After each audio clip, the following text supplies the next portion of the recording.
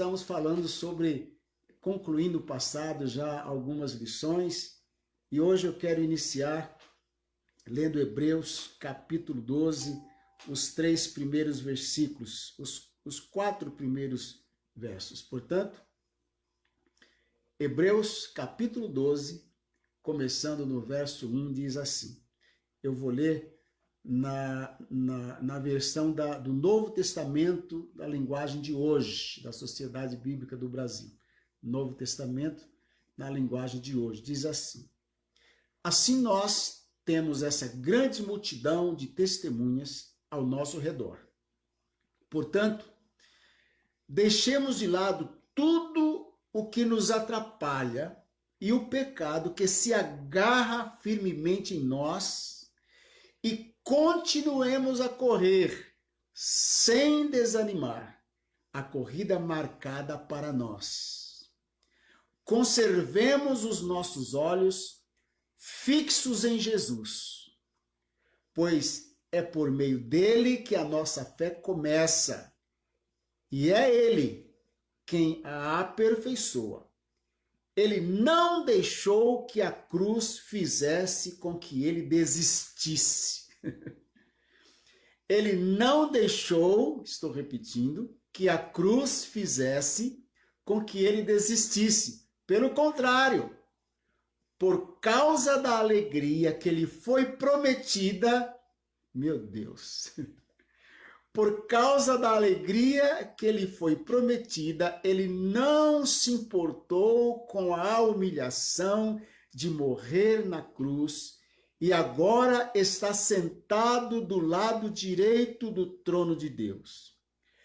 Pensem no sofrimento dele e como suportou com paciência o ódio dos pecadores. Assim, vocês não desanimem, nem desistam, porque na luta contra o pecado, vocês ainda não tiveram de combater até a morte. Isso é muito forte, gente. Isso é muito forte. Depois daquele hino, né? Que doce voz tem meu Senhor. Ele não nos deixa sofrer, mas não significa que não vamos enfrentar tribulações neste mundo. Não há sequer um cristão neste mundo. Não há sequer um homem, uma mulher, um jovem, criança nesse planeta que tem se dedicado ao Senhor, tem professado a sua fé em Deus, que não padeça sofrimentos, perseguições, afrontas por causa desse Deus, não é? Então, a palavra de Deus aqui está nos animando, vamos avançar, como disse o apóstolo Paulo num outro texto que nós lemos numa outra oportunidade, deixando as coisas que para trás ficam, prossigamos para o alvo, né? Vamos fixar os nossos olhos no alvo. Nós temos um alvo, nós temos um objetivo, nós temos um ponto comum onde haveremos de chegar e chegaremos, tá certo?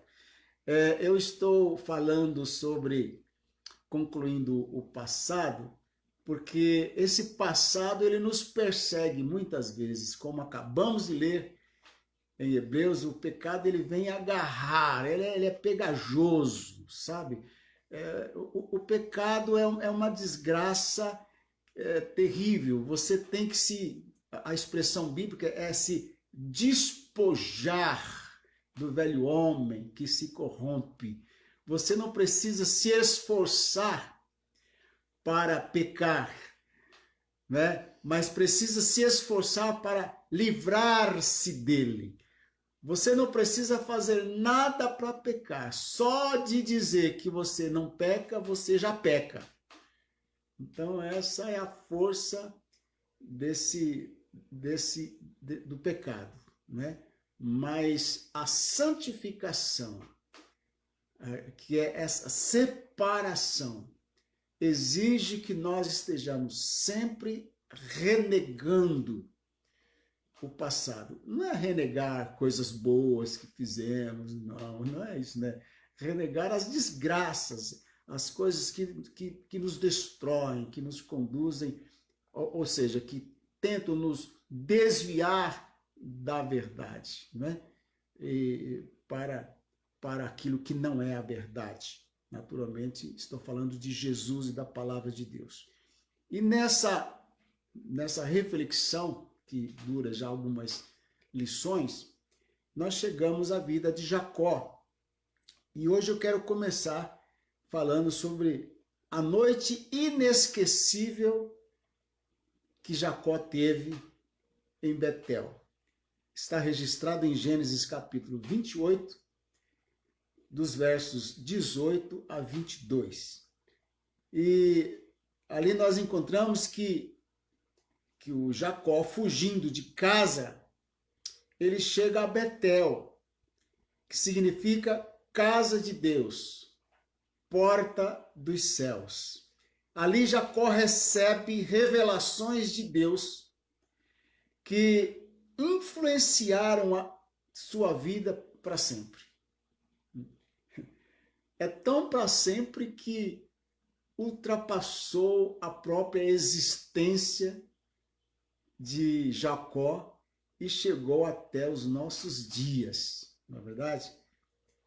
Em Betel, Jacó é solteiro. Ele tem aquele sonho, ele vê uma escada que liga a terra aos céus, e ele está ali com uma pedra, como um travesseiro, recostado a sua cabeça naquela pedra, ele tem aquele sonho, e ele tem aquele sonho que muda a sua vida. Aquele local se transforma num lugar de compromisso real com Deus, um compromisso que guiará Jacó a um encontro pessoal com Deus. É muito importante saber disso. Betel é o lugar onde Deus se revela a nós. Cada um de nós tem o seu Betel.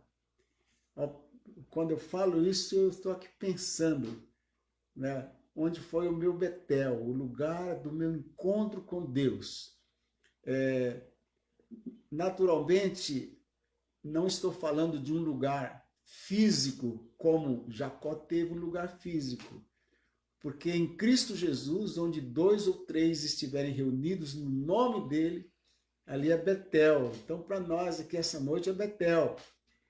Eu tive os meus encontros, eu tive o meu Betel em vários lugares. O meu primeiro Betel foi no dia em que eu conheci a Jesus como meu Senhor e Salvador. Aliás, eu já o conhecia, assim, de ouvir falar da Bíblia, mas estou falando daquele dia em que eu me posicionei, eu me comprometi a, dali para frente, andar no caminho do Senhor e ser um discípulo. Eu disse bem assim, de hoje em diante, eu vou modificar o meu modo de vida, eu vou seguir a Jesus para valer. Aquele foi meu primeiro Betel. Comparando aqui, claro que o significado, enfim, está muito distante ali da experiência, né? O grau de experiência de Jacó, o meu nem se compara com o de Jacó, né? Mas foi o meu encontro. Com certeza você teve o seu encontro, você deve lembrar-se disso.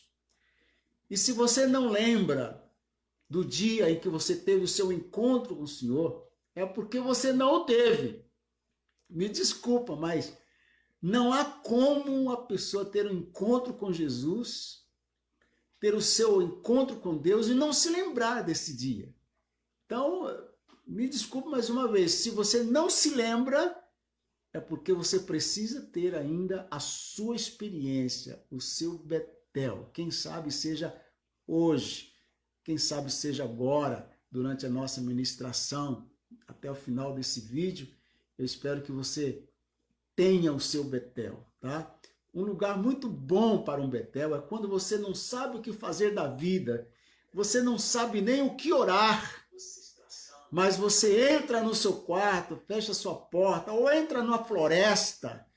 Quantas vezes já fui orar no meio do mato, né? E é interessante que quando você entra no meio do mato, na floresta, para orar, você vai orar, você tem a impressão de que alguém está vigiando você.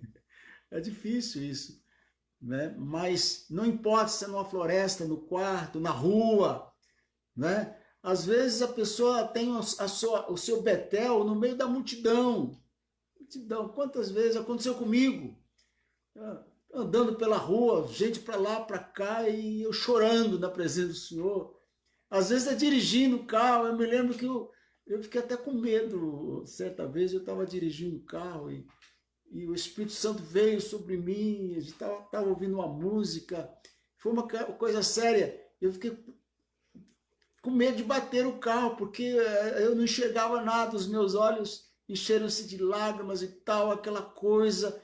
É o Betel. Então não é um lugar físico, não é um lugar físico, como aconteceu com o Jacó, mas precisa ter, precisa ver. Nós precisamos ter o nosso Betel. Amém? Subir a Betel exige renúncia. Deixa eu ler aqui antes. Betel é o lugar onde Deus se revela a nós, ao nosso cônjuge e aos nossos filhos. Olha que coisa linda. O lugar onde precisamos estar em companhia da nossa família. Lembra que esse é um seminário da família. Quantas famílias há? Há tantas famílias onde somente um tem um encontro com Deus. Mas é interessante que o evangelho entra numa família por meio de alguém, né? Por meio de alguém. Há famílias que tradicionalmente não conhecem a Deus. Pais, filhos, netos, bisnetos, gerações e gerações que não conhecem a Deus. Mas quando um desse ramo familiar conhece o Senhor, ele inicia ali uma geração de filhos de Deus. É assim que o evangelho penetra, o evangelho entra. Foram lá os meus bisavós, tataravós, que conheceram o Senhor. E hoje estou aqui, já passando para os meus netos, o que os meus tataravós iniciaram. Eles tiveram o Betel deles. Então, não apague a lâmpada que os seus ancestrais acenderam, viu? Não apague. Não apague as marcas. Batalhe para preservar a sua família na casa da casa de Deus. Subir a Betel exige renúncia, determinação, obediência. Subir a Betel exige deixar para trás o que é valioso para nós. Às vezes é necessário. Às vezes é necessário você abrir mão de coisas que para você são valiosas, mas precisa, né? No caso de Betel, aqui quando Jacó de volta lá da casa de Labão, ele ordenou que seus filhos todos, ele tinha uma filha, seus filhos, as mulheres de seus filhos, suas netas todas, tirassem as suas joias, os seus pendentes, porque estavam todos contaminados com idolatria. Ele disse, tragam todos para cá, e a Bíblia diz que ele enterrou todas aquelas joias ao pé do carvalho, né? Então, precisa abrir mão de coisas valiosas, mas que estão ligadas a um passado que nos compromete, que não nos permite avançar, que traz consequências, traz problemas. Tá? Isso é romper com o passado. Quando Jacó esteve pela primeira vez em Betel, ele era Jacó. A segunda vez, ele era Israel. A sua vida tinha sido transformada no seu encontro com Deus no vale de Jaboque. O val ou vale do Jaboque é o lugar onde nos encontramos com o nosso passado, onde iniciamos uma nova etapa de relacionamentos íntegros com Deus e com nossos familiares. É o lugar onde a nossa identidade é mudada. Entramos como Jacó, mas saímos como Israel. Tá? Tem que haver uma transformação. A Bíblia diz, aquele que está em Cristo é uma nova criação. As coisas antigas já passaram, eis que tudo se fez novo. Se as coisas antigas passaram, tudo se fez novo, por que buscá-las? Não é? Lembra que em alguma lição anterior eu disse, nenhuma unha que nos pertence ficará no Egito, mas nenhuma unha do Egito pode nos acompanhar. O que é do Egito fica no Egito. E o que é nosso tem que nos acompanhar. Isso foi a libertação do povo de Israel. Libertação total. Você não pode trazer... É por isso que nós temos o nosso hábito na nossa igreja, as igrejas batistas, as igrejas mais tradicionais, preservam esse costume de, antes do batismo, nós damos um curso para os novos crentes. Porque as pessoas se convertem, lá elas serviram outros deuses, tiveram vícios, elas fumavam, elas se embriagavam, elas frequentavam lugares onde um crente não deve frequentar, sabe? Acendiam velas a outros deuses. Então a pessoa não sabe adorar a Deus, não sabe cantar um hino, não sabe ainda ler a Bíblia, não sabe o que é oferta. Então nós ensinamos essas coisas antes de efetuar o batismo, né? É por isso que nós tomamos a profissão de fé do candidato ao batismo e perguntamos, você não tem mais nenhum vício, está disposto a servir a Deus, a contribuir com a igreja naquilo que for possível, não é? Por quê? Ele precisa testemunhar isso, falar isso. Não, eu era assim, eu carregava isso, mas eu passei pelo meu Jaboque, né? O meu Jacó está ficando para trás. Ficou para trás. Agora, ele não pode esquecer que o Esaú está vindo no encalço dele. Se ele não tiver um encontro com Deus, se ele sair do batismo como Jacó, Esaú mata. Mas se ele entrar do batismo como Israel, Esaú se torna amigo dele. Porque Deus o preserva, Deus o guarda. Vamos lá? O nosso cônjuge, os nossos filhos, os nossos bens cruzam o Jaboque, mas nós não podemos acompanhá-los. Primeiro temos que resolver as nossas pendências conosco mesmos e com Deus. Caso contrário, veremos na face daqueles que defraudamos os pecados que contra eles praticamos. Foi o caso de Jacó e Esaú, né? Todo confronto é doloroso, mas sem dor não existe cura nem libertação real. Em Peniel somos confrontados com os princípios divinos que nós quebramos. E, sendo confrontados, podemos reavaliar a nossa vida diante de Deus. É muito doloroso estar em Peniel, mas é ali onde podemos dizer não ao nosso pecado, chamando-o pelo seu nome para sermos curados. Sabe, o pecado sai pela boca. Quando você aceita Jesus, você diz assim, Senhor, perdoe todos os meus pecados. Mas você fala isso com contrição no coração. E você sabe exatamente quais são os pecados. Eles passam pela sua mente, sabe? Passam pela sua mente. Você reconhece. E quando você diz, Senhor, perdoa, você deve dizer, Senhor, perdoa os meus pecados, lembrando-se deles. e até daqueles que lhes são ocultos. A Bíblia diz, Senhor, livra-me dos pecados que me são ocultos. Esses também entram na lista, né?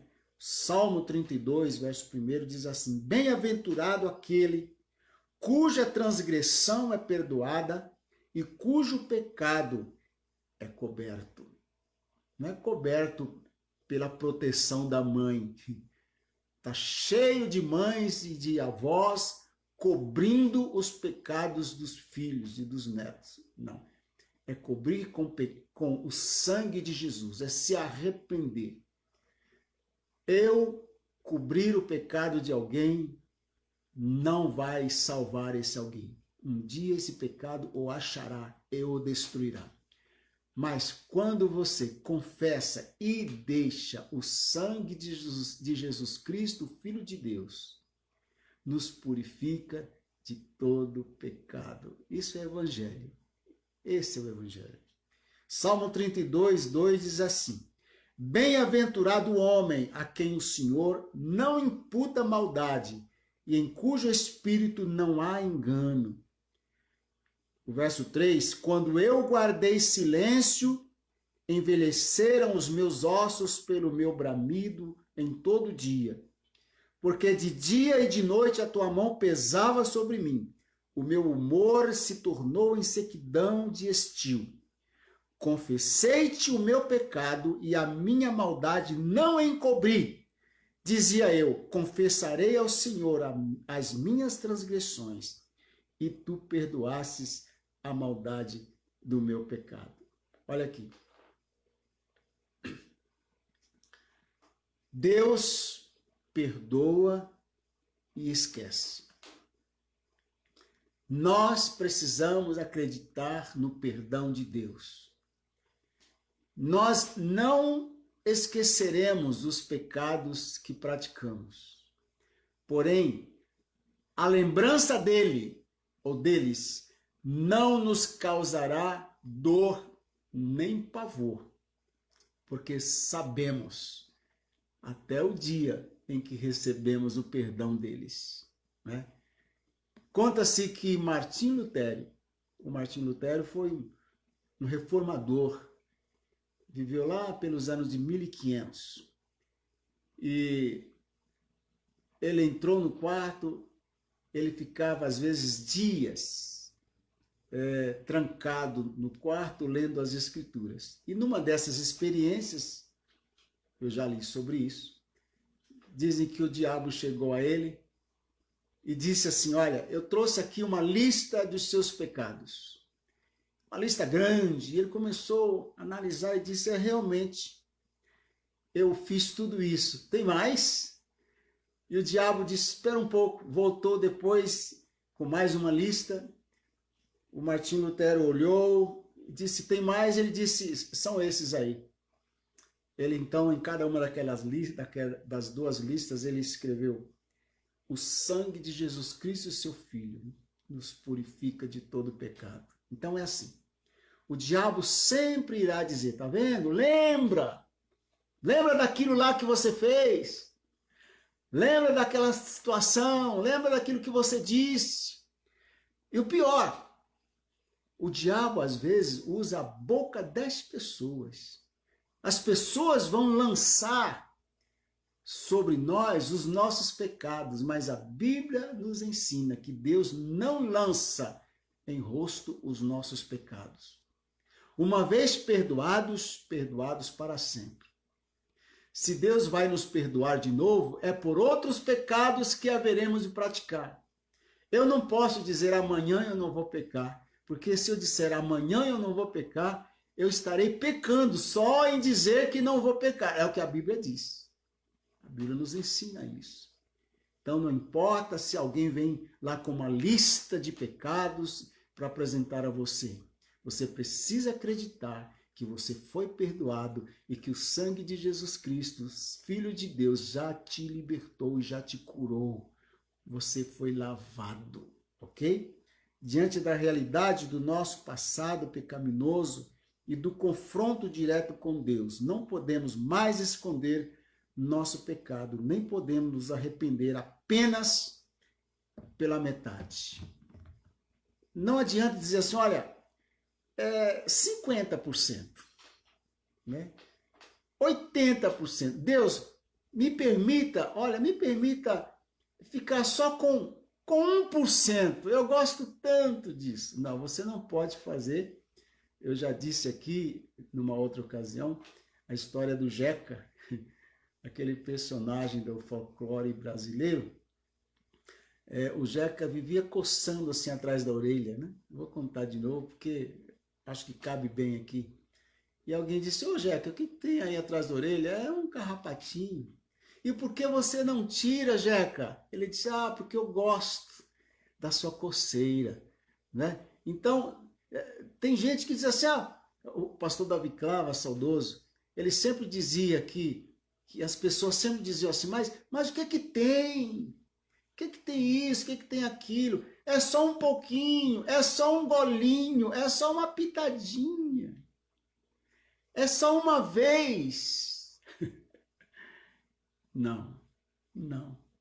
Sabe, eu aprendi que a Sociedade dos Alcoólicos Anônimos, eles têm lá uma frase muito boa, que diz assim, evite o primeiro gole. Evite o primeiro gole. E eles nunca dizem, eu nunca mais vou beber. Mas eles dizem, isso me contaram, né? Eu nunca participei dessas reuniões, eu não sei, mas me contaram. Quem passa por essa terapia diz assim, hoje eu não bebi, sou um vencedor, né? Evite o primeiro gole. Então, é assim, as coisas erradas temos que evitar. Infelizmente, como pecadores que somos, às vezes tropeçamos até no tapete, imagina se surge alguma coisa adiante, não é? Mas está escrito, se confessarmos os nossos pecados, não, primeiro diz assim, se andarmos na luz, como ele na luz está, temos comunhão uns com os outros, e o sangue de Jesus Cristo, seu Filho, nos purifica de todo pecado. Então você já teve o seu Betel? Se você não teve o seu Betel, aqui está o nosso Betel. Esse é o momento de você dizer, Senhor, sonda o meu coração. Eu gosto demais desse salmo. Salmo 139. Senhor, tu me sondas e me conheces. Sabes quando me assento e quando me levanto. De longe penetras os meus pensamentos. Aí no final ele diz assim, sonda-me, ó Deus, e conhece os meus pensamentos. Vê se há em mim algum caminho mau e guia-me pelo caminho eterno. Sabe, aquele que conhece o Senhor, ele não tem medo de pecar. Não é isso. Eu tenho medo de pecar. Não, eu não tenho medo de pecar. Simplesmente, por quê? Porque já estou livre do pecado. Porém, nós estamos sujeitos. Falamos alguma coisa que não agrada a Deus. Pensamos alguma coisa que não agrada ao Senhor. Todos os dias, isso é santificação. E assim vamos crescendo. Mas há um momento em que você precisa tirar a cabeça do travesseiro e enxergar a escada que liga você aos céus. É nesse momento que você vai fazer o seu compromisso. Como Jacó fez, ele disse, Senhor, se me abençoares nessa jornada, eu te darei o dízimo de tudo o que eu ganhar. E quando ele retorna com tudo quanto ele ganhou, fiel ao que ele prometeu ao Senhor, ele tem um encontro com o Senhor. E, em outras palavras, né, facilitando aqui o nosso argumento, Deus disse assim, olha filho, daqui você não vai passar. E é interessante que o Senhor faz essa pergunta, qual é o teu nome? Ele disse, eu sou Jacó. Será que Deus não sabia que ele era Jacó? Claro que sabia. mas havia necessidade dele reconhecer, necessidade dele dizer: Senhor, eu sou Jacó. Fui eu que trapaceei o meu irmão. O meu nome é trapaceiro, é enganador. Eu sou esse cara. E eu gosto do que Deus disse. Ele disse: daqui para frente, não te chamarás mais Jacó. Deus disse: você não vai se chamar. Ainda que alguém chame você de Jacó, você assuma a sua nova identidade. Não te chame mais de Jacó. Não te chame mais. Isso é muito interessante da Bíblia, porque Abraão não se chamou mais de Abrão. Ele se chamava de Abraão. Qual é o teu nome? Abraão. Ah, você mudou o meu nome, o seu nome? Não sou mais Abrão. Sou Abraão. Não sou mais Jacó. Sou Israel. Príncipe de Deus. Princesa de Deus. Ore comigo. Pai querido, a tua palavra não volta vazia. Eis aqui o meu coração. Eis aqui esse momento, Senhor. Deus estava nesse lugar e eu não sabia. Deus está nesse lugar e eu sei, porque está escrito. Oh, que diferença do meu Betel com o Betel de Jacó. Que diferença, mas o Deus é o mesmo. A presença é a mesma. Oh, Espírito Santo, obrigado porque o Senhor já não desce mais numa escada. O Senhor habita no nosso coração. O Senhor está onde 2 ou 3 estiverem reunidos no nome do Senhor. Aqui estou eu com minha esposa e com dezenas de irmãos através da internet, reunidos no nome do Senhor. Aqui é Betel. Aqui é Betel, casa de Deus. Eu e a minha casa serviremos ao Senhor. Eu e a minha casa serviremos ao Senhor. Diga isso aí. Eu e a minha casa serviremos ao Senhor. Se você tem alguém desviado, alguém que não conhece o Senhor, profetiza. Profetiza sobre a sua casa. Diga: eu e a minha casa serviremos ao Senhor. Nossos pais serviram a outros deuses além do Jordão, mas eu e a minha casa serviremos ao Senhor. Pai querido, que haja um avivamento nas nossas famílias. Haja cura, haja saúde nos nossos casamentos. Nossos filhos sejam todos ensinados pelo Senhor. Que nós saibamos, Pai, possamos discernir isso. Saibamos deixar as coisas que para trás ficam. Saibamos deixar o Jacó para trás, com todos os seus enganos, com todas as suas malícias, com todas as suas trapaças, e saibamos viver a vida de Israel. Israel é o teu nome, não te chamarás mais Jacó. Não te chamarás mais Jacó. Israel é o teu nome. Nos ajude, Senhor, a viver como Israel.